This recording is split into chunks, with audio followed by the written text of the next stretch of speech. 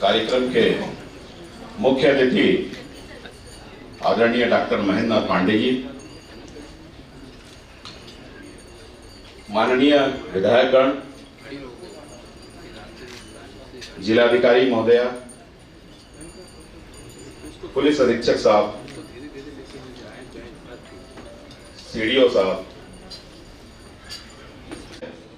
कि आज हम लोग यहाँ पे उद्यमी सम्मेलन करने यहाँ उपस्थित हुए हैं और एक पूरे इंटरेस्ट के साथ, ताजगी के साथ पूरा औद्योगिक क्षेत्र आज यहाँ उपस्थित है माननीय मंत्री जी के स्वागत में। उसका वजह क्या है? उसका वजह 2014 है। आज चंदौली में अगर 13,000 करोड़ रुपए का निवेश हो रहा है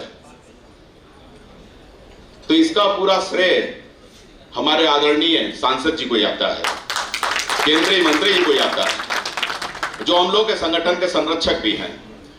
आप सबको याद होगा, अब तो जो पुराने उद्योगपति हैं, जो इंडस्ट्रियलिस्ट हैं, उनको अच्छी तरह मालूम है 2014 की वो बात।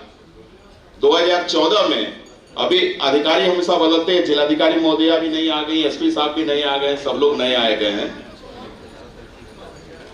2014 में क्यों? क्योंकि वहां का इंफ्रास्ट्रक्चर इतना खराब था कि सड़कें खराब थी, हर सुरक्षा की व्यवस्था कम थी, हर चीज वहां पे मतलब कुछ था ही नहीं उद्योग लगाने लायक। हम लोग बहुत प्रयास कर रहे थे कि किसी तरह इंफ्रास्ट्रक्चर बेहतर हो, लेकिन कहीं से कोई उपाय नहीं मिल रहा था। उस समय डॉक्टर महेंद्र नाथ पांडे जी, आदरणीय डॉक्टर महेंद्र नाथ पांडे जी सांसद चुन करके हम लोग के चंदौली जनपद में आए और चंदौली जनपद से सांसद के रूप में चुने गए। ये हम लोग के लिए बड़े सौभाग्य की बात थी। आदरणीय प्रेम प्रकाश कपूर जी हमारे सामने बैठे हुए हैं। उन्होंने हमसे कहा कि भट्टाचार्य जी, ऐसा है, आपने तो बहुत प्रयास कर लिया। आदरणीय सांसद 2014 में जब आप आए थे, आपने ये सड़क का मुद्दा उठाया था। उस समय सिर्फ आप सांसद थे। ये पहली आपकी बैठक हम लोग के साथ की है, जिसको सहेज के अपने हृदय में हम लोग रखे हुए हैं।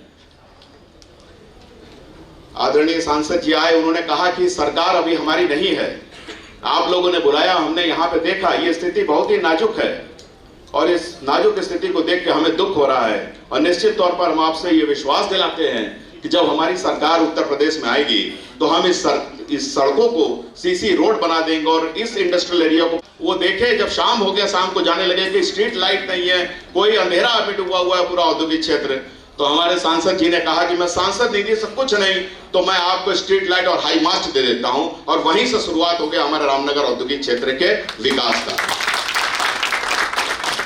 2017 में उत्तर प्रदेश में जब भाजपा की सरकार बनी, माननीय कार्य करेंगे, माननीय मंत्री जी की को एक बहुत बड़ी क्वालिटी, यहां बैठे जितने लोगों को पहचानते होंगे सबको नाम से पहचान लेंगे और जब भाषण देने आएंगे एक एक व्यक्ति को बुलाएंगे। और यही क्वालिटी नहीं, वो कैसे अगर कोई बात करते हैं, कुछ करते हैं, वो भी अपनी मेमोरी के अंदर बैठा के रख देते हैं, उनको याद रहता है। उन्होंने कहा मुझे पत्र लिख करके दीजिए क्या क्या आपकी आवश्यकता है। मैंने पत्र लिख के दिया, यहाँ पे पीपीटी को जरा फिर से चालू कर दें।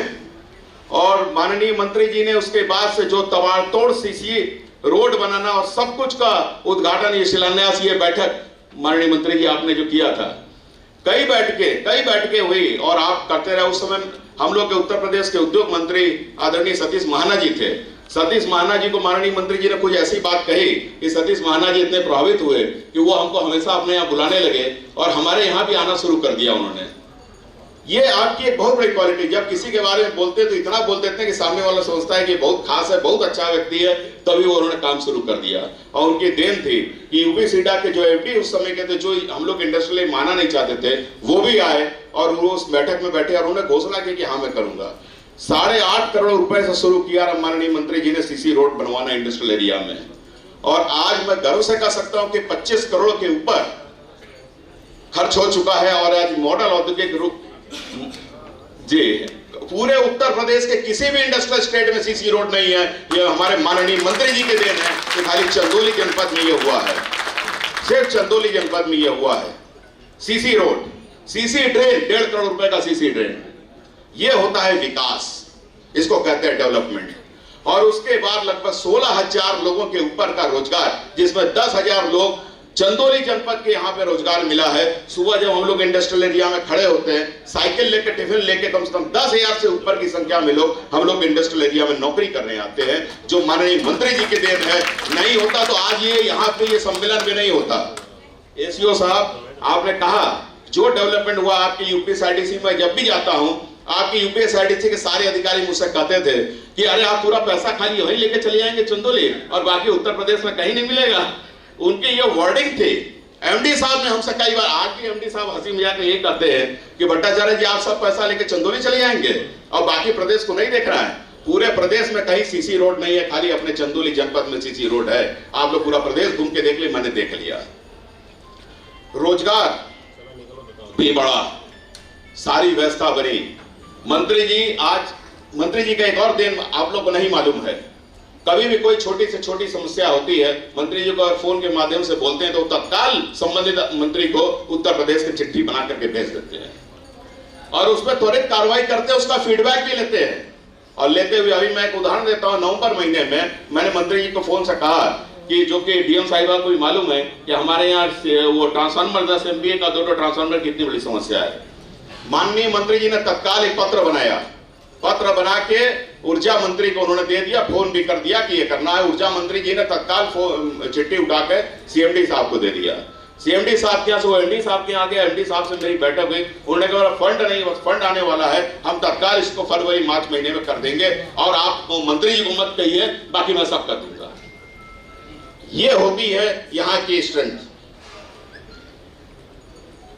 हम माननीय मंत्री जी, हमारे यहाँ जितने भी मंत्री आए, हम लोग के साथ बैठकें किया। हम लोगों ने वाराणसी में जो अपना सभागार है जिसका आपने उद्घाटन किया था, वहीं पे सभागार मंत्री आए, चाहे पीयूष गोयल साहब आए, सतीश माना जी आए, ऊर्जा मंत्री आए, जो भी आए। मैंने नाम, आपके नाम से कार्यक्रम को शुरू किया और आपके नाम से ही समाप्त किया। यहाँ के सारे उद्यमी इसके गवाह हैं। आपके नाम से ही शुरू होता है, आपके नाम से ही खत्म होता है। यही होता है कि माननीय मंत्री जी के वजह से इंडस्ट्रियल एरिया आज डेवलप हुआ है और ये आगे निरंतर चलता रहेगा। आज ये इन्वेस्टमेंट 800 करोड़ रुपए का हमारे डिप्टी कमिश्नर साहब 8000 करोड़ रुपए का हमारे यहाँ बैठ करके किए हैं। 3 दिन तक कैंप लगा था, लाइनें लगी थी हमारे यहाँ सभागार में, लाइन लग करके हुआ। वो सभागार में जो लाइनें लगती थी वो आपके नाम पे लगती थी और किसी के नाम पे नहीं लगती थी। सबको मालूम है चंदौली में इन्वेस्ट करेंगे तो हमारे माननीय मंत्री जी उसको देखेंगे। आपके आशीर्वाद से एक मौका मिला है प्राइवेट औद्योगिक क्षेत्र बनाने का। मैंने एक निवेश किया है, जिलाधिकारी मैडम को मालूम है। आज इसकी घोषणा आपसे ही फोन पे मेरी वार्ता हो चुकी है।